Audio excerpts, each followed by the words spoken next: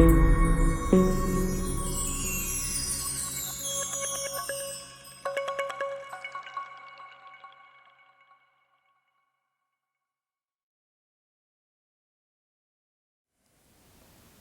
and hello friends, welcome back to another Truth for Today. I'm Pastor Mike coming to you from the Lighthouse Baptist Church here in Seagrove, and we hope today's devotional thought will find you doing very well. We're taking our reading this morning out of the book of 1 Corinthians, chapter number 10 and verse number 12. It's a sobering thought. It's a thought to make us all kind of step back probably and give pause. The Apostle Paul said this in verse 12 of chapter 10 of 1 Corinthians, "Wherefore let him that thinketh he standeth take heed lest he fall."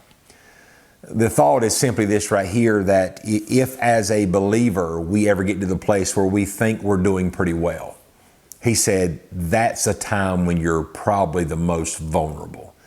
If you ever lose a measure of humility, if you ever get to the place where your whole life is revolving around how that you're always the one standing and everybody else around you is always falling short of the mark, it's very easy to get there, and it's also a very dangerous place, because when you and I lose any type of humility that keeps us aware of the fact that we can fall, it's kind of a situation where when you look at your life as a whole, if you're an honest believer, then you can look back and see the times when you were not at your best. You can see the times where you stumbled along the way and where the Word of God had to rebuke you and you had to be picked up and carried through a certain season. Everybody that's been saved very long at all and is realistic has seen that. As a matter of fact, I'll say this, you'll know you're in trouble in your spiritual life when you're living through the lens of always noticing everybody else's problems and everybody else's wrong and never your own.